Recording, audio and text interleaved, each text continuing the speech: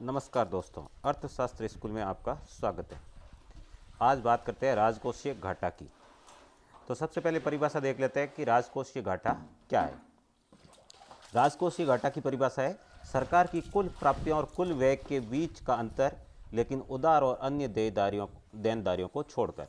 तो सरकार की जितनी भी इनकम हुई है उसमें सरकार के जो भी एक्सपेंसेस है उसको माइनस कर दो, लेकिन माइनस करते टाइम सरकार की जो इनकम है उसमें उधार और देनदारियाँ, यानी सरकार ने कोई उधार लिया है या किसी को उधार दिया है, उसको हमें छोड़ देना है। उसको छोड़ने के बाद जो भी प्राप्ति है और जो भी उसकी देयता है, यानी जो दिया और जो सरकार के पास आया, उनके बीच का जो डिफरेंस है वो डिफरेंस क्या होता है? राजकोषीय घाटा होता है। और ये जो प्राप्तियों से वह अधिक होता है तभी इसको घाटा कहा जाता है। यहाँ पे ये ध्यान रखना है। अब साथ ही राजकोषीय घाटा, इसको थोड़ी सी बड़ी डेफिनेशन देखें तो राजकोषीय घाटे को उस राशि के रूप में परिभाषित किया जाता है जो सरकार के सभी खर्चों को पूरा करने के लिए उधार लेती है। सरल शब्दों में, जब उधार को छोड़कर कुल व्यय राजस्व से अधिक हो जाता है, यानी कि जो सरकार का एक्सपेंसेस है वो टोटल जो भी सरकार का रेवेन्यू होता है, जो भी कर से या अन्य स्रोत से इनकम आती है, उस इनकम से ज़्यादा हो जाता है, तो इसे कहा जाता है राजकोषीय घाटा। इसकी गणना जो है वो जीडीपी के परसेंटेज में की जाती है। जीडीपी में कितना राजकोषीय घाटा है उस परसेंटेज के बेसिस पे इसकी गणना होती है।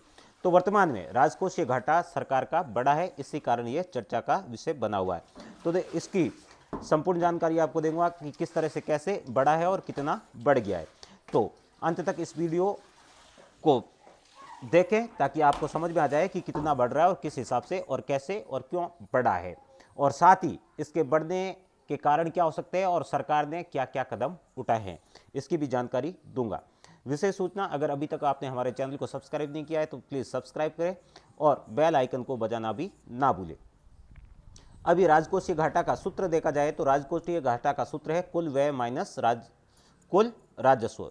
तो सरकार के टोटल एक्सपेंसेस में से रेवेन्यू को घटा दो, उधार और देनदारियों को छोड़कर, ये इसमें ऐड नहीं होगा। तो राजकोषीय घाटा ये दर्शाता है कि सरकार को अपने खर्च के लिए कितना उधार लेने की आवश्यकता है। उधार क्यों लेंगे?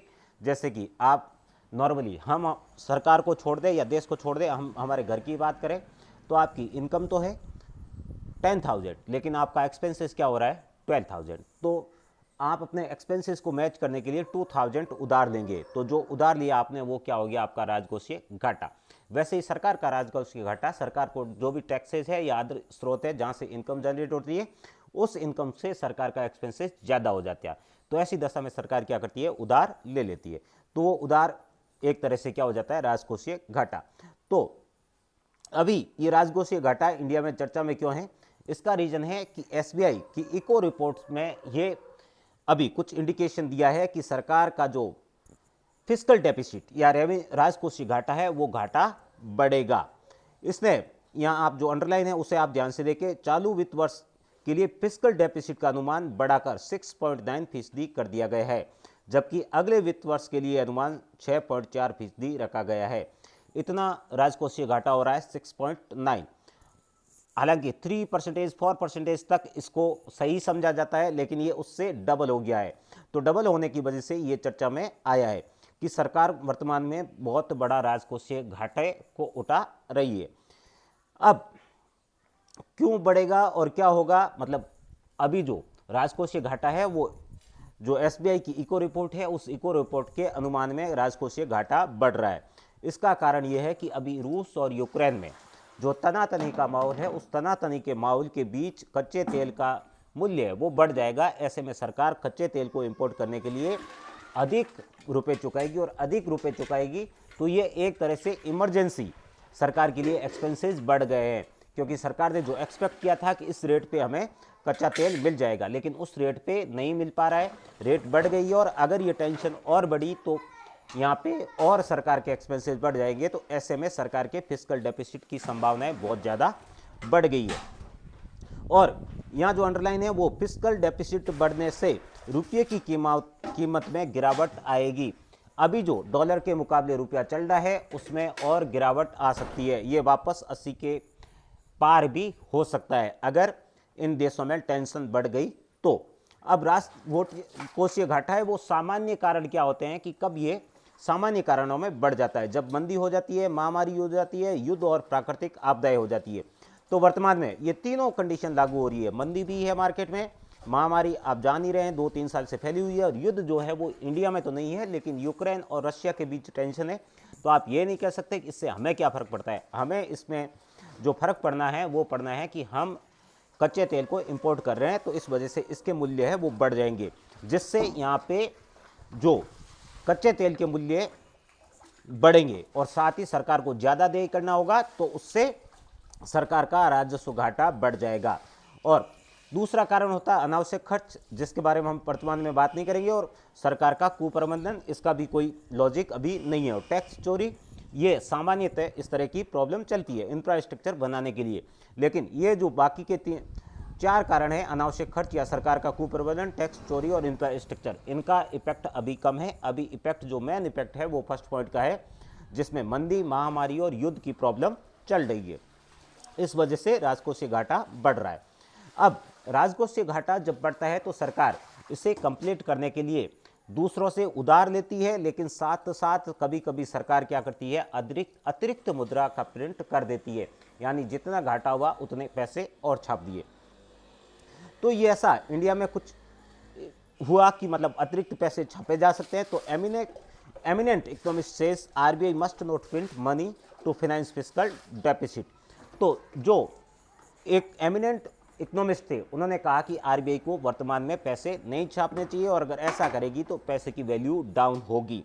लेकिन दोस्तों, ऐसा सरकार ने किया या नहीं किया, इसको लेकर इंडियन मीडिया में किसी प्रकार की खबर नहीं है।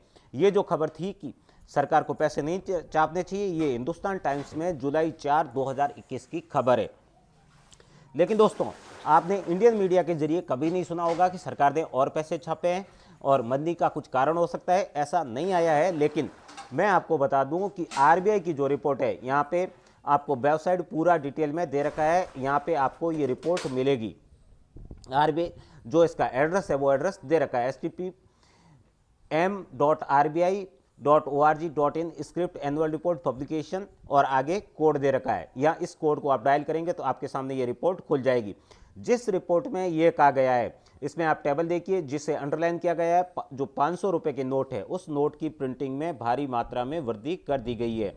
यहाँ आप देखेंगे तो इसमें आपको दिखेगा कि ये पैसे बढ़ गए हैं। अगर नीचे वाली लाइन टोटल को देखा जाए तो पहले के 3 कॉलम 2019, 20, 21 ये वॉल्यूम पीस इन लाख्स लिखा हुआ है। दूसरी तरफ आप देखें तो वैल्यू इन करोड्स, तो वैल्यू इन करोड्स को देखें तो 2019 में जो कुल मुद्रा थी वो थी 21,10,892, 20 में हो गई है 24,20,975, और 21 में हो गई है 28,26,863। अगर 19 और 21 के बीच कंपेयर किया जाए तो 21 लाख के मुकाबले ये जो मुद्रा प्रिंटिंग है वो हो गई है 28 लाख।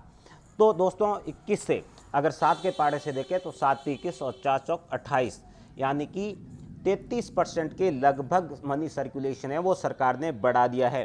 तो मनी सर्कुलेशन बढ़ाने से कई तरह के नुकसान होते हैं, जो मैं इस वीडियो में कवर नहीं करूंगा। अगर आप चाहते हैं कि मनी सर्कुलेशन बढ़ता है तो उससे क्या नुकसान होते हैं और मार्केट पे किस तरह से इफेक्ट आते हैं और किस तरह से इसका बोझ आपकी जेबों पर पड़ता है, अगर आप ये जानना चाहते हैं तो कमेंट बॉक्स में कमेंट करके ज़रूर बताएं, ताकि उसे नए वीडियो में बताया जा सके।